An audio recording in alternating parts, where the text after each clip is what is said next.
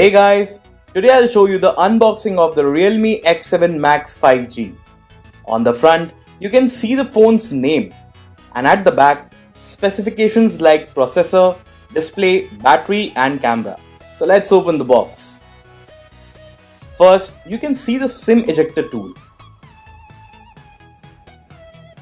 And inside the lid, we have documentation like a quick guide and safety guide which will give you end-to-end information about the phone. Next is the transparent back cover which will protect your phone from any harm.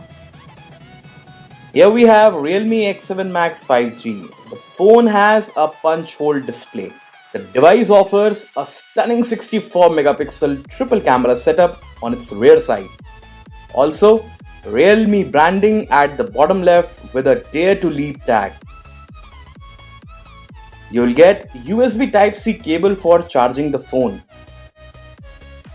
At last, we have a 2-pin wall charger with 50 watt of SuperDart charging. So guys, that's all you get inside the Realme X7 Max 5G box. Thank you so much for watching this video.